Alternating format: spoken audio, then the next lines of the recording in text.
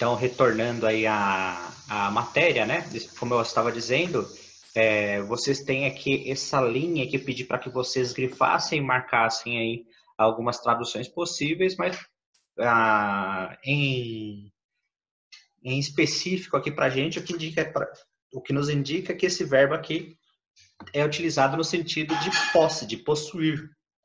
É o sentido do sujeito possuir um objeto. Então, quando a gente fala objeto, a gente não está falando de algo palpável, algo que tem cor, que tem tamanho. Objeto é o alvo da ação. Tá? Como característica, nós temos aqui, quando ele está sendo utilizado logo depois do sujeito, repare aqui, ó, nós temos o sujeito aqui, I, you, we, they, e logo depois nós temos o verbo. Isso significa o quê? Que ele é um verbo principal, certo? Como ele é um verbo principal, ele não pode ser utilizado para indicar nem a forma afirmativa, nem a forma negativa, nem a forma interrogativa. Lembrando, ele é o principal. Para a gente formar a forma negativa, nós precisamos aqui de um verbo auxiliar. Repara aqui que esse onde está passando o cursor é um chamado verbo auxiliar. É o verbo auxiliar que vai indicar se ele está no presente, se ele está no presente não, desculpe, se ele está na forma afirmativa ou se ele está na forma interrogativa ou se ele está na afirmativa, certo? Nessas três formas aqui são indicadas pelo verbo auxiliar. Então, nós temos aqui uma outra particularidade, que esse verbo na terceira pessoa, ele muda. Então, repare aqui em I, you, we, they, nós utilizamos have. Então, I have a great family. You have 3 brothers. We have excellent parents. They have tea in the morning. Então, com essas pessoas aqui do discurso, com esses pronomes aqui, ou com qualquer um que o substitua, por exemplo, you pode ser we pode ser substituído por the group, ok? Entre outras substituições possíveis, nós utilizamos aqui have. Agora, na terceira pessoa, he, she, it, que seriam ele, ela e o pronome aqui utilizado para animais e objetos, nós temos essa mudança aqui do verbo de have para has. Porém, o restante dos verbos aqui, o restante das orações continuam o mesmo. O mesmo vai acontecer com o verbo auxiliar. Com essas pessoas do discurso, nós temos esse verbo auxiliar, que é o do mais o not, lembrando que ele está na forma negativa. E nessas três pessoas nós temos o doesn't, que é o does mais o not, lembrando que está na forma negativa. Certo? Alguma dúvida até agora? Não? Então, vamos... Não. Então, vamos em diante. Então. Bom, aqui nós temos a forma interrogativa. Repara aqui que o verbo ele continua igual, por quê? O que foi modificado aqui, ó, repara que é o verbo auxiliar.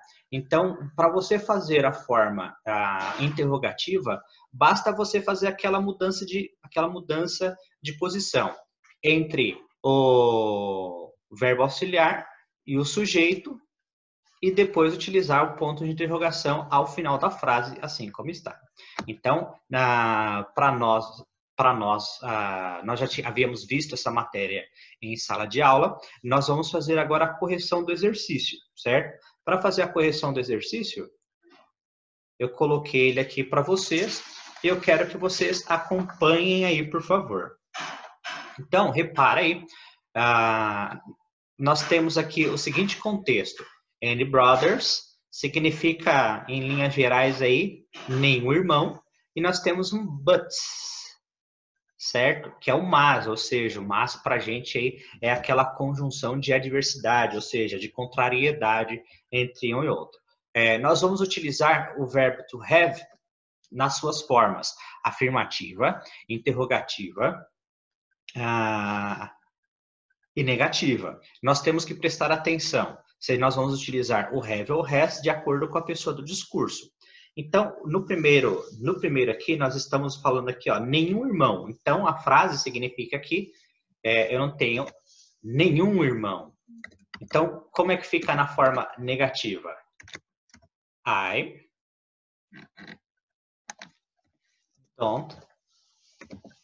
I don't have any brothers. Quem acertou essa primeira aí, dá um oi aí, por favor. Eu pensei nessa, mas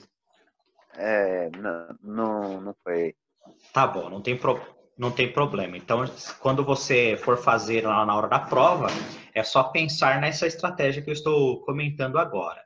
Então, repare aqui, se eu não tenho nenhum irmão e eu tenho um mas aqui, ó, significa que a outra oração é o contrário daquilo que eu escrevi. I don't have any brothers, but I have or has. E aí, quem fala? Have or has? Muito bem. Have, certo. Muito bem. I don't have any brothers, but I have 6 sisters. O cara tem 6 irmãs, hein? Que zica desse cara. Que azar, né? Então, vamos lá para a próxima. Vamos pensar na frase como um todo. My wife, minha esposa, certo? Any brothers or sisters. Se esse N aqui, eu já sei que é uma negação, porque ele está falando de nenhum. Então, olha só, esse pronome aqui, esse substantivo, essa substantivação aqui, então vamos continuar aqui. My wife, nós temos aqui minha esposa, eu posso substituir pelo pronome ela. Então, eu já sei que o verbo auxiliar vai sofrer algum tipo de alteração aí, que é o da terceira pessoa. Doesn't have. My wife doesn't have any brothers or sister. She's only child. She's an only child. O que significa isso aí? Que ela não tem nenhum irmão, nenhuma irmã. Ela é uma only child, seria filha única, certo? A alternativa letra C agora. Josh and I are half brothers. E aí, qual que é o pronome utilizado aí? Eles são meio-irmãos. Eles são meio-irmãos. Significa que eles têm o mesmo pai ou que eles não têm o mesmo pai? Doesn't have. Don't have. Significa isso aí que eles não têm o mesmo pai.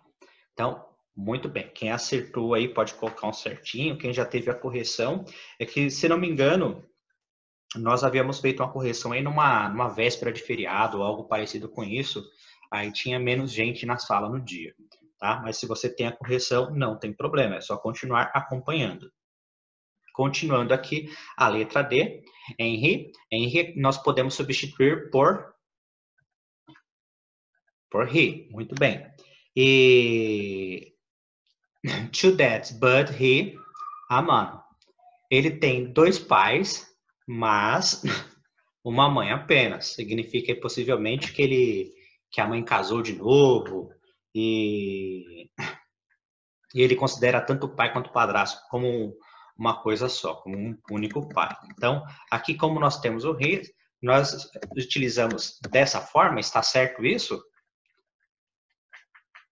E aí, pessoal, está certo ou está errado? Tá errado. Está errado, porque é a terceira pessoa. Muito bem. Então, he has 2 dads, but he...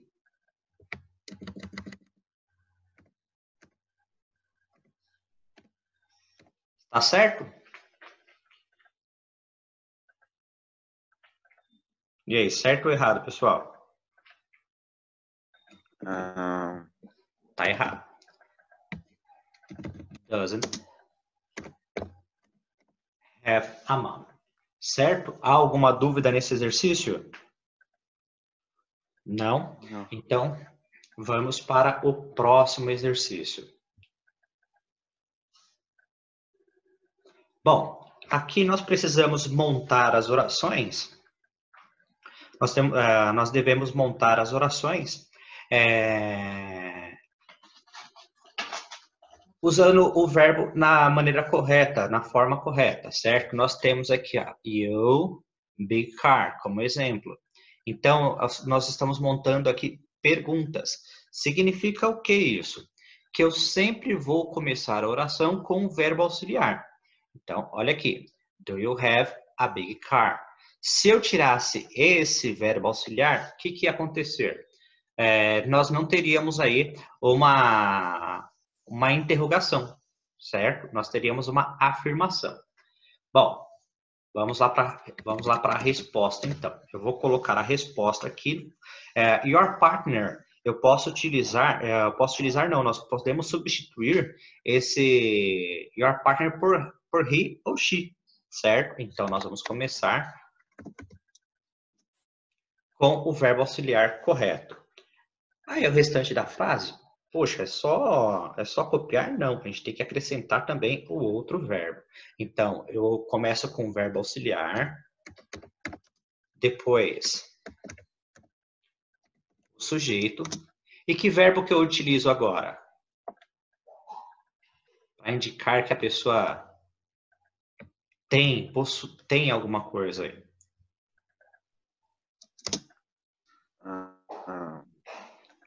Have, para indicar que have a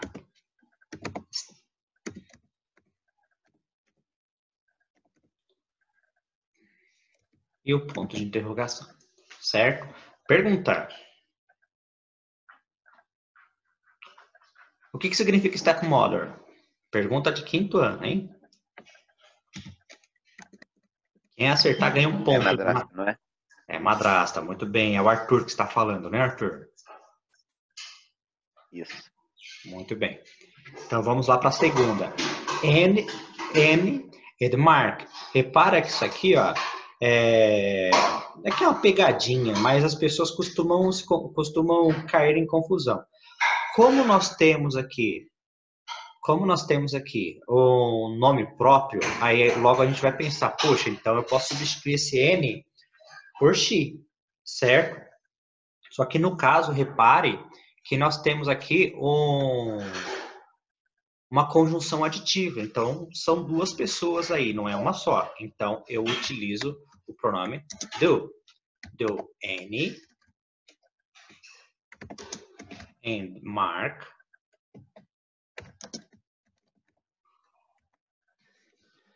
deixa eu aumentar aqui.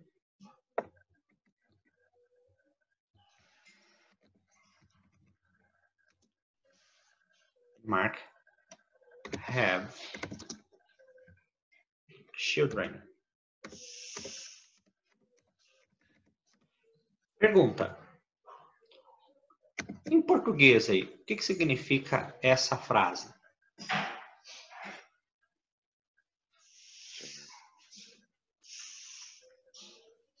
Muito bem. Estão perguntando aí se a Anne e o Mark têm filhos, certo? No plural. Aí nós temos aqui, de novo aqui.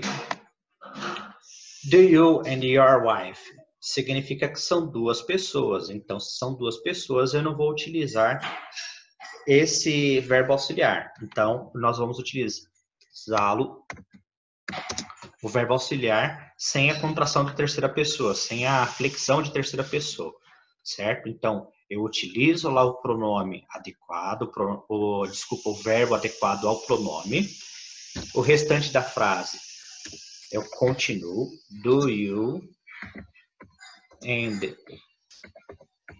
your wife? Deixa eu aumentar aqui novamente, por favor.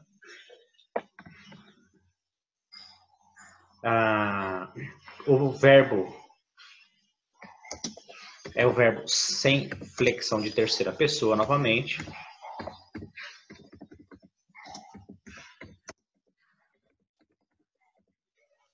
E o ponto de interrogação. Dúvida nesse exercício, pessoal? Qualquer dúvida pode perguntar, por favor. Então, já que não tem dúvidas, vamos para o próximo tópico, para a próxima matéria. Que basicamente significa tem a mesma função do verbo to have, certo? Que é indicar a posse do sujeito sobre o objeto da ação, certo? Então, nós temos lá o sujeito da oração, que é aquele que pratica a ação, e a posse do objeto. Só que tem uma diferença. Ele é marcado por um sinalzinho, chamado apóstrofo. Esse aí são as aspas, né? Chamado apóstrofo. Vocês devem ter visto muitas vezes aí em pontos comerciais, certo? Isso indica, por exemplo, vamos imaginar aí que o Marcelo abre lá um salão de cabeleireiro, aí ele coloca lá Marcelos, o apóstrofo e um S no final. O que significa isso? Que aquele salão, que aquele estabelecimento comercial ali pertence ao Marcelo, tá? Vamos aqui ver os casos, alguns exemplos. O chamado genitive case, ele é utilizado para indicar a posse. O genitive case é marcado por esse apóstrofo e esse S, certo? Então, nós temos aqui alguns exemplos. Joanna has a tablet. Joanna's tablet is white. Então, nós estamos falando aqui que o tablet da Joana é branco. Nós temos aqui na próxima tela os exemplos de, não só os exemplos, mas as dicas de como você colocar esse apóstrofo S. Por quê? Ele muda de um substantivo para outro. Então, se você puder tirar print dessa tela agora, pode tirar. Então, como que nós colocamos esse apóstrofo S aqui? Nós temos um substantivo no singular, então é simples. Basta você utilizar o apóstrofo e o S, certo? Então, aqui nós temos como exemplo, the boy's bicycle is blue, certo? A bicicleta pertence ao rapaz, ao menino, certo? Quando nós temos um substantivo já no plural, nós colocamos apenas o apóstrofo, certo? The boys' bicycle are blue, certo? Então, as bicicletas pertencem a um garoto, mas repare aqui que nós temos um substantivo terminado em S. Aí nós temos aqui o terceiro caso. Em alguns exemplos, o substantivo não é colocado no plural, colocado em S. Por exemplo, aqui, ó, children. Children é o plural de child. Child é criança. Children, crianças. Quando isso ocorre, nós temos aqui a mesma regra do singular. Porém, por quê? Não termina em S. Então, para você lembrar, é sempre o seguinte. Se o substantivo termina com qualquer letra que não seja o S, eu utilizo essa estrutura aqui, certo? O apóstrofo e o S. Se o substantivo termina em S, eu não posso jamais colocar um apóstrofo e outro S, certo? Eu coloco apenas o apóstrofo. Certo? Dúvida aqui, pessoal? Não? Então, vamos aqui para o exercício que vocês têm aí. Eu dei uma adaptada, lá no que vocês têm na apostila. Só que em linhas gerais é a mesma coisa que vocês têm na apostila. O primeiro caso aqui que nós temos aqui como exemplo, em 10 minutos acaba, então vamos tentar dar uma acelerada aqui, tá bom? Nós temos aqui falando que é o bebê da mamãe aqui, that's the baby's mother, certo? Ou, aliás, é a mãe do bebê. Então, vamos imaginar sempre o seguinte, a linha de baixo é o objeto e a linha de cima é o possuidor, é o sujeito, certo? Então, na prova tem um exercício igual esse, só que com outras pessoas e outros objetos, tá? Tá igual, exatamente igual. Então, você tem que prestar atenção na questão, se o substantivo termina em S, se não termina em S e assim por diante, certo? Então, vamos lá, vamos para o James aqui, certo? Lembrando, começa sempre com o sujeito. Então, vamos lá. That is Então, olha só. James termina em S. O que eu faço? Eu coloco um apóstrofo em um S? Hã? Ou coloco apenas o apóstrofo? Apenas o apóstrofo, porque ele termina com S, certo? Muito bem. Vamos para o próximo aqui. É o Bob. That is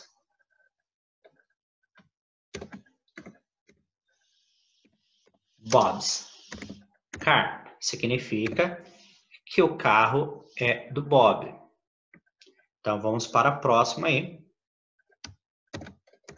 That is Grandma's, apóstrofo S, tea, que é o chá, certo? Então, eu poderia, em vez de colocar apenas chá, eu poderia colocar a cup of tea, ou cup, se estivesse falando apenas da xícara, certo? Mas no caso aí, nós estamos falando do chá, certo? E por último, that is Beth's computer. Ok? Então, a matéria da avaliação de vocês vai ser essa. Semana que vem, eu quero que vocês façam essa correção, se você não fez ainda. Mais tarde eu vou colocar apenas essa parte da revisão lá no YouTube, certo? Mais tarde não, daqui a pouco eu coloco, né? E você pode rever aí essa atividade que nós acabamos de fazer. No mais, estudem, façam anotações. Na semana que vem, nós vamos fazer um plantão de dúvidas para quem ficou com alguma, certo? Eu vou propor aí outros exercícios lá na plataforma para que você realize e treine para a hora da prova, certo?